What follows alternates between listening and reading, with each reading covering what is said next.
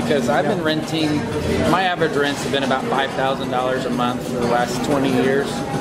So I mean, how much have I spent on rent? You know, that's pretty reasonable for that side of town. That space. Now this space, I mean, that's kind of average. Like, because we paid a lot less rent like 15 years ago. It's a lot less.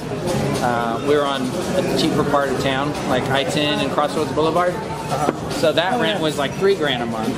But then I'm paying like $6,500 a month, which is not bad, you know. But in our current space, $6,500 a month. So you're spending, you know, what, it's like $80,000 a year on rent, you know. It was like, that's enough you can buy your own small building. Yeah, you know? Seriously. Two-story Once you add it up over the years, you're two-story office building. Hell, dude. These guys millions of dollars. You know? I mean, you why? $80,000 a year times 10 years. Another space that's going to open up, you know, where the Chavano Highlands. So you got the Presidio, you know, where Academy on 1604 Northwest Military, Willie's. There's a road that goes back into the Chavano Highlands. And so the PAL company, so if you go to the PAL company website, they have a whole area where they're going to develop office condos probably in the next couple of years. Really? And I've been looking at that spot. Like, I want to be like, because then you can get like multiple office condos, you know? Yeah. And they build like 3,000 and 4,000 square foot office condos.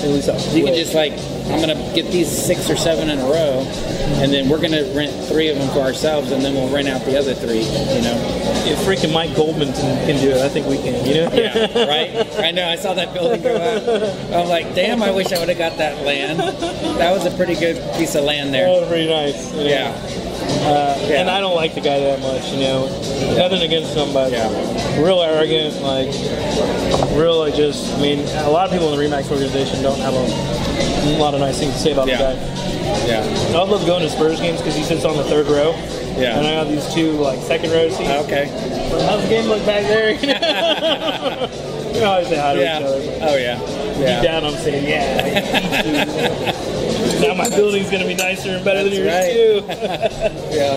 You got to have, you know, something to, you know, be competitive with. That's right. That's right. just like basketball. I'm telling you, man. Right? I'm telling you, dude. Yeah. So we're good. That's awesome. I'm excited. Exciting, man. It really is. Yeah, we're going to do a lot of long-term plans together. Think so. Yeah, I think so. Because I figured I got about 20 years left. Okay. And I mean, we got to make a lot of money in the next 20 years. Yeah. We definitely will. We're going to set like a legacy of, you know. I think we probably have at least another 2 or 3 years before the next bear market. You know what I mean? Yeah. And I don't know how long this next correction is going to be, but I don't think it's going to be nearly as bad as the last one. Yeah. Convince them until the news started turning things around, and they're listening to the news like, look, you got a stable job, your debt ratio is good, your credit's good, you have job confidence, San Antonio is a great economy, don't worry about California and Florida, Don't worry about it. We're fine. Like Texas never had a problem, but when they watched the news, they got hesitant and they didn't want to buy. Well, so what we did is when people's values started to drop, they would come in and walk in, need to move, and they'd be like, what do we do? So we would offer them options. So, you know, we'll rent out the home. Exactly. We'll let you build that equity. Some folks said that wasn't an option, let's do an assignment. Yeah. You know, let's find another finance type deal. And for some that were in really tough positions, let's short sell. Yeah. You know what I mean? So we gave them an option and a way out. Right. You know, foreclosure was not an option for our people. Yeah. And back, it's funny you mentioned that, the strong survive. When I first got in the business, back in 2009, when I got with RE/MAX, I've been in business for 3 years, goofing off. In 2009, when I got with RE/MAX, like, back then, on Petrenko, there was an ERA right next door in the shopping center. There was a Keller Williams on Petrenko in 1604. Okay. There was 2 other RE/MAXs, one in Alamo Ranch, one at Kate's, and one in Westover, some other guy. There was a Coldwell Banker in Alamo Ranch. And during the recession from 2009 to about 2012, when things started to get better, basically, like, no, not basically, absolutely, every one of them went out of business except for us. Yeah. Wow. And none of them have reopened. Like, not a single. Keller Williams hadn't been back out there. Coldwell Banker is close. 5,000 transactions in the last 21 years. That doesn't mean anything at all. It's like, what am I doing today to help someone today. You know, I'm not coasting through this thing, because if you start coasting, you will fail. Oh, every time. And because they're like, the guy doesn't care anymore, he doesn't call me back. Not hungry. You know, you're not hungry. You know, like, I still got the hunger of nothing. And someone's like, how do you not get burned out? You know, I was talking to an agent the other day, and it was like, how do you not get burned out? I'm like, I have a really good team. I'm a really good team. Like, and I know how to delegate properly, and I know in our systems that are in place and our communication is that nobody feels like they're being passed off. Everybody loves what's happening, you know. So it's just knowing. I think most loan officers struggle with not knowing how to delegate. First of all, they don't want to let loose of anything. Then they get burned out, and then they don't care. Or then they're in an organization where they don't have the right support, and then they start releasing to the support staff. The support staff messes up their deals, and then they bring it back in and said, I got to do it myself. The team thing doesn't work. It doesn't work. I tried it before. You guys suck. And then they're like, I've already done that. Well, it was just the wrong place. Right. It was the wrong people. They didn't put in the right preparation. Like, you know, that distance is so important. Yeah. I mean, it's not an end-all be-all. But I tell you what, it gives you a really good idea about how this person's going to think, how this person's going to react, what this person needs, you know, to be successful in a certain way. And people that don't take it or just use it as an after, oh yeah, I tested them, they're fine, you know. They had a high eye, you know, that's good for everything, you know what I mean? Yeah. Are not really setting themselves up for success. Yeah. We'll actually do an interview where they'll come back 2 times, and they're going to be meeting the second time. We're all going to lunch, and then I'm bringing like my processors, 2 processors, I'm bringing 2 loan officer assistants, an LP1. I'm bringing like 8 people to the lunch, and we're all having lunch together, and that happens before we hire them. You know, so I'm getting feedback from everyone, like, you know, so what do you think of, you know? And there's been times where like I was about to hire someone. Yeah. You know who said the exact same thing earlier last year? Dave Ramsey. Oh, yeah. We had him at our convention. You know what? That's funny, because my brother went to see Dave Ramsey in New York, and he's the one that told me to do that. No way! He says, Dave Ramsey. He says they'll take him out to dinner with his spouse. My brother told me the whole story. Oh, yeah.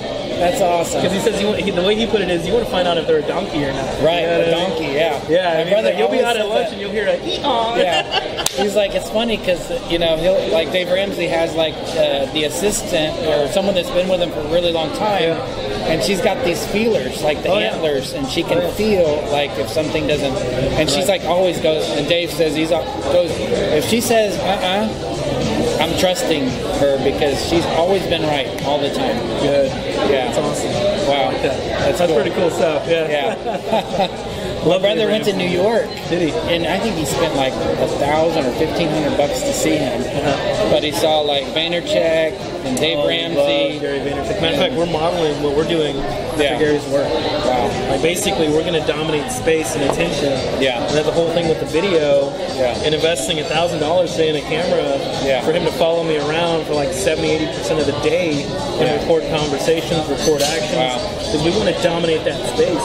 So when people think about a home or think about real estate, like, wow, that guy's all over the place. You know, because the place to dominate right now is the internet.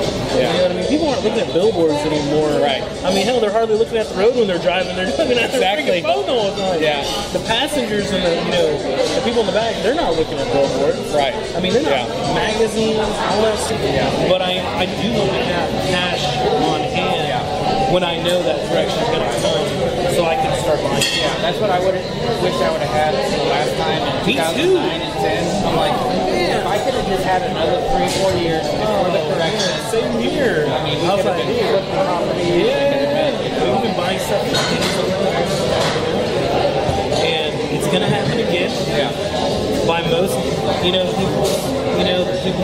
that know about this, it could be. And then my brother built my house there, and I'm like, if I would have flipped it in 2006 instead of like living in it, I could have flipped it, and it would have cost me like $700,000. I would have sold it for $900,000. I could have flipped it, made $200,000, and then I could have bought 5 more lots in the Pinnacle, which now there's no more lots left. No, you know. And how valuable is that? Yeah, those lots were selling for $150,000 like 4 years later. But you know, I could have flipped like 4 houses in the Pinnacle if I would have sold that first one. But I'm like, well, the capital gains, I'm going to stay in there for 2 years, da da da da.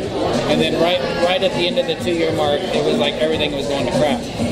And it was especially the high-end homes. You know, it was like, wow, we better stay in this house for a while. Yeah. You know, it's nearly impossible to time the market.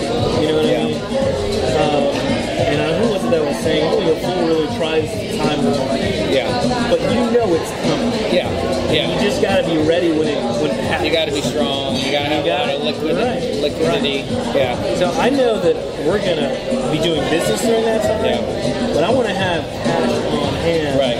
To not just sustain my business, but to go out and buy stuff. Yeah. You know? Because it's just a matter of like 12 months before it starts turning again. Oh, every time. And even the last time, which was the worst economy in the world, it still was only like, what, 12 months, 18 months. It wasn't that long, you know. I didn't really feel it in my personal production. I mean, I guess I had some loan officers that, you know, didn't quite make it, or they weren't fully committed all the way. And so they were back to whatever they were doing. Yeah, they were back to, you know, but like I stayed with my team the whole time, and we were busy the whole time. I think I had like 3-4 months where like they just weren't buying. We had the pre-approvals, but you know. So you own your branch?